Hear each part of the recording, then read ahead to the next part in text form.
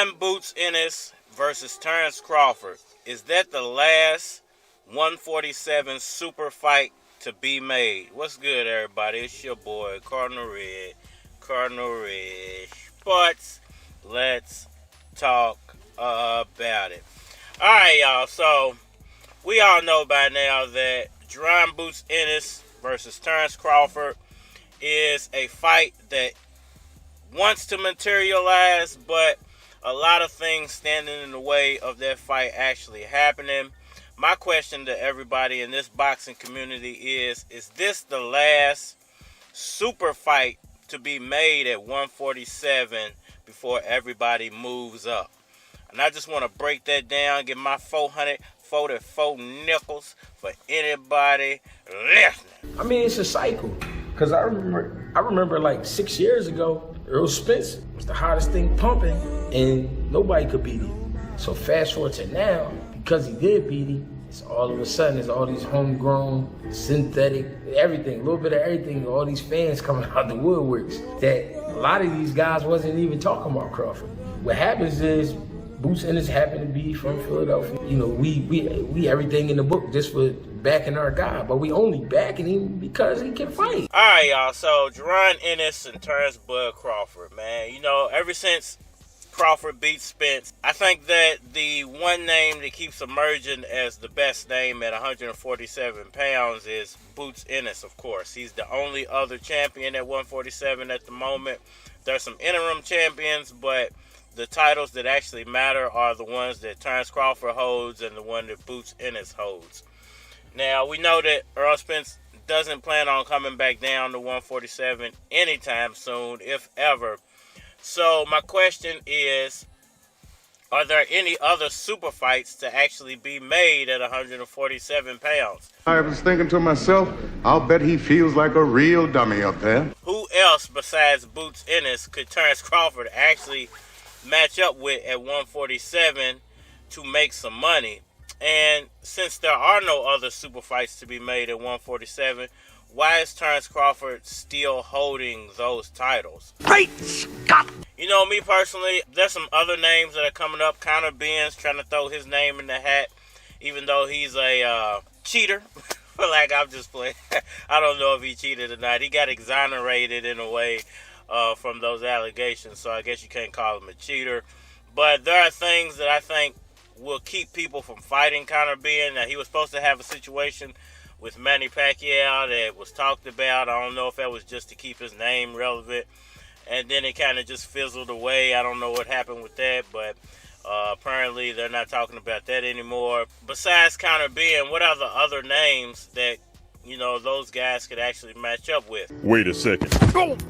If you're wearing a wire, so help me God, I'll snap your neck where you stand. Now, I've said in the past that probably the biggest fight, and the fight I would have expected Terence Crawford to jump on really quick, if he wasn't in the whole contract situation with Errol Spence, would have been the Josh Taylor fight. I think if there was no rematch clause, I think Terence Crawford would have dodged Boots. He would have came up with some really good excuse for why he won't fight Boots, and he would have went and fought Josh Taylor over in the UK to try to pick up some of that fan base and an easy win at 147. Because you got to remember, it's not like if the contract wasn't in place, he would just be able to jump straight into a Canelo fight or a fight with Jermall Charlo. Because Canelo, I think, already has some contractual obligations. He has like one or two other fights that I believe are already in the workings. You know, Canelo's fights are planned out. They're kind of pre-planned. And I believe Benavidez is one, and then Bivol, I think, is the other. So, you know, he wouldn't have been able to just jump straight into that Canelo fight. And then Jermall Charlo, I think he's going to need some time off after the whole Canelo fight. So he would have had to take some type of fight in the meantime. Oh, round 8, rope-a-dope.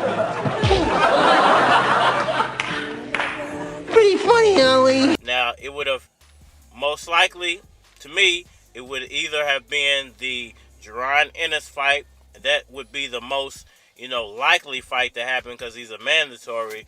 But I think the Josh Taylor fight is where the money's at 147. Now, I believe Josh Taylor's already moved up, but I haven't heard anything about him fighting at 147 yet.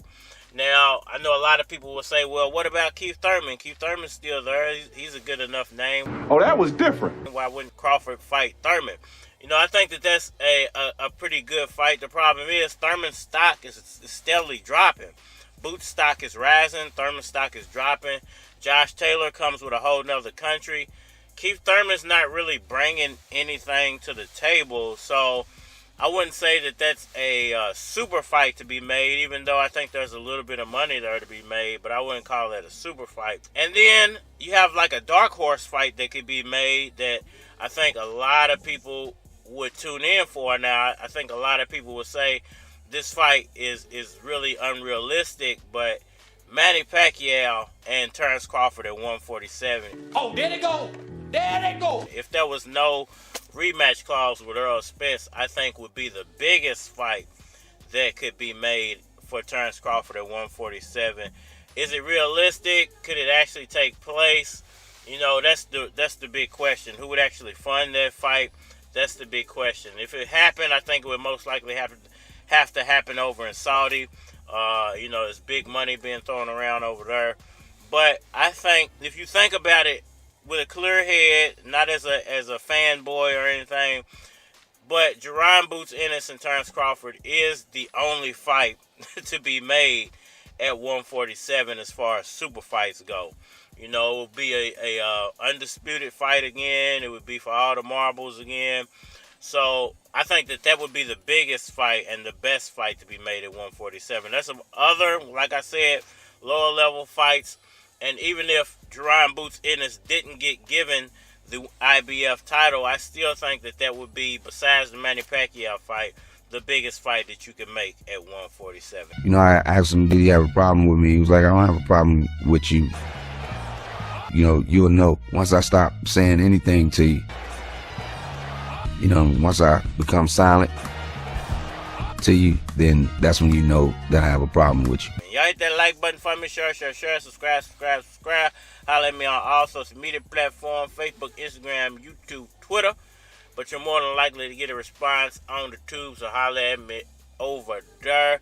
If you want to collab or feature a product or your channel or my channel, feel free to hit my Gmail, because it is a flockofcards@gmail.com. Leave your comment down below, and we are money. Hey yo, brand new money, what you know about it? Niggas wanna claim they bout it, I doubt it.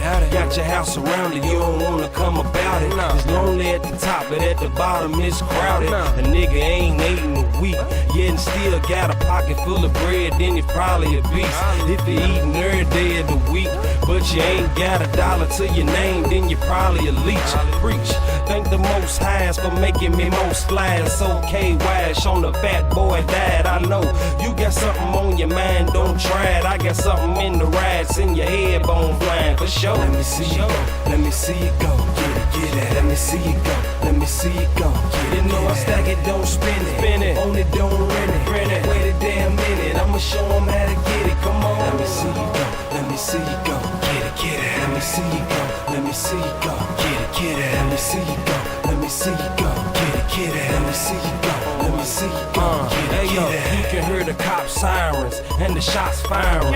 Niggas looking for jobs, but they not hiring. You gotta take it all in your own hands. What you on, bruh? I got my own plans. Get my own land, please move along, man. If you can't respect the fact that I'm a grown man, and I ain't playing, going hard in the paint for my niggas that wanna go hard, but they can't. So I guess I'm going triple hard. I get your girlfriend's nipples hard. Never leave home without my pimpin' card.